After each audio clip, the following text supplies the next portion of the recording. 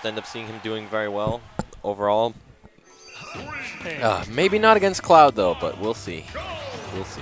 I mean, one paid for premium Ike and the other one didn't pay, so it kind of lets you know how it's going to go down.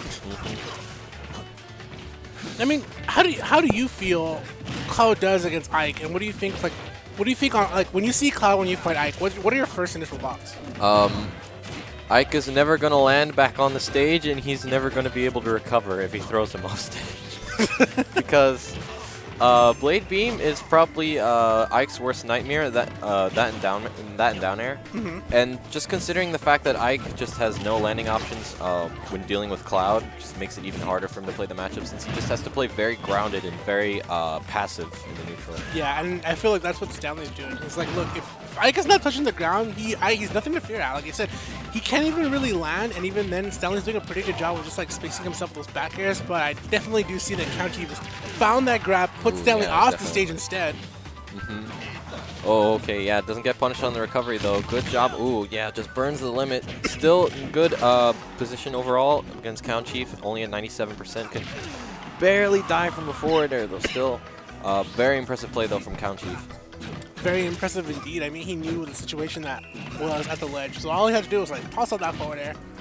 The poor man's forward air, and he was able to come back. Yeah. I would say, though, on the other end, the one thing that really does hurt the most for Cloud, probably in this matchup, is like fair, just because of how much range it has overall as a move.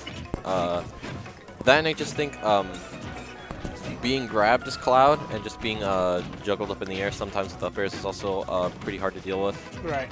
Taste of his own medicine, if you will. Okay, he's just sort of dashing around his shield right now. Gets punished, though, from back air. Miss input down air, almost gets punished there. Still great attempt, though. I appreciate that forward tilt going to do it. Just going to charge up that limit, and he's going to get grabbed, though. Get hit by a up throw fair. Yeah, Countchief is definitely still out of the game yet. I mean, he has this % lead, and Stanley's just looking for an opportunity to actually come back. And that's kind of one of those things I did see Stanley do right now. He's trying to come back and charge limit, when he should be just trying to probably win the boxing match, get Countchief off the stage, and then charge limit, because your opponent's still too close to you. Yeah. Now, getting juggled by uppers at 36%. Good pressure there in the jabs just to send him off stage. 119. Oh, gets out of that situation, though, using the up air. Very good stuff. Gets hit by back air. But what's he going to do? Ooh, good pressure right now from Stanley. Ooh, the down air. That's very strong of an option to come out in there, not killing just quite yet. Okay. Both these players know. Oh, but he ends up committing to a down air. Does not punish the recovery still. Yeah, Stanley has most of the stage to himself to play around with. Countchief understands, commits to that cross. Yeah, there you go. Limit cross slash, but unfortunately, you know, Countchief's not going to hold. Not going to hold that L instead. He's going to just hold on to the shield. Oh, he went for the neutral B there this time to try to catch the landing. Very good stuff there, though, by Stanley. Closing it out, punishing neutral, get up with back air, taking it. Yeah, Countchief definitely wasn't out of the cards yet at all. I mean, he was doing a pretty good job of just like staying alive, knowing his opponent's position at all times.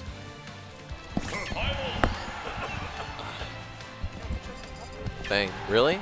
Yeah, I choked on popcorn. Actually, that's kind of funny. I was kind of having a hard time trying to get that down, too. It was a little bit on the dry side. But yeah, I'm like, I feel like I'm dying, but I'm not dying. Yeah, we're still hanging in there, man. Just like how Countchief is hanging on to his stock right now against Stanley in Game 2. I feel that in several situations where we see Countchief like in the neutral, he should be looking for the boxing match, because he can definitely push Cloud a little bit off. And understand, like, Cloud is going to go for a lot of aerials the way that Stanley has been doing. So if he holds shield and punishes a landing flag, he can find a grab, but it's pretty overwhelming right now the way that Stanley is playing. He's pretty much all over Countchief. He's not really giving him any space to breathe. Yeah, just Stanley applying his pressure so well just makes it hard for Countchief to be able to get control of the stage. But still, holding on to his stock at 128, Rage Ike is still definitely very threatening. Yeah. Stanley is, you know, not too far from. Actually, if you will, it is pretty much even. We find ourselves in a lead situation. Ooh, yeah. Just like we see right now, and pretty much. Oh, okay, I was gonna say. Yeah. Still a very hard move to deal with this Ike, and that's gonna be the stock. After the hit, 148 after up air. Stanley just still keeping that momentum from Game 1 and just showing no signs of you know, slowing down. Just playing really well overall in the matchup. Okay, yeah, forced to use the limit there. Ooh, I like the idea there by Countchief going for the up tilt. Just barely missed the timing there. Ooh, I appreciate that as well. I mean, that effort was pretty much not going to be in vain. Gets that dash attack. Stanley charging limit. He tries to go for that quick explosion, but not going to find much. Now Stanley back to the stage. He takes the time to charge limit. He's able to advance that wall that he's been doing with his amazing sword play. Oh, yeah, okay. Okay, yeah, gets punished by the jab again. Okay, good recovery there on the ledge. Ooh, and he gets hit by fair this time. Caught the jump. Exactly, and even saw, I think you even saw the air dodge come out just a little bit late. So Stanley was trying to anticipate that option, and really was. That was happening, sorry. Oh, yeah. And the one thing that Stanley's doing a very good job, though, is just capitalizing off of Countchief's landings, just punishing him very well.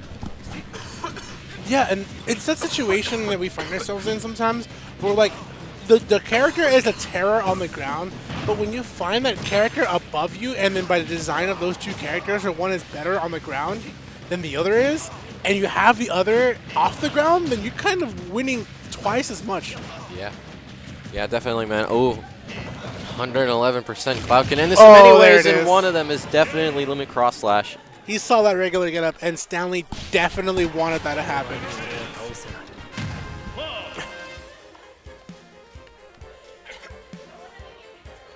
Okay.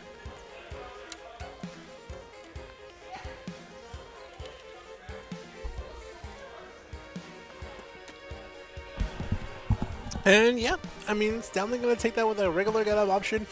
Countchief just trying to survive, but it was one of those situations where like he kind of gave Stanley what he wanted, and then in that situation when it played out all the way through, like Stanley's like, okay, here's the regular get up, here's my cross slash, that's gonna be ended it. But all over through the design of the character, what we saw was Stanley knew that if I cannot touch the ground, he has a difficult landing and he has to be forced to the ledge. When I get my opponent on the ledge, I can pressure them on the ledge as much as possible.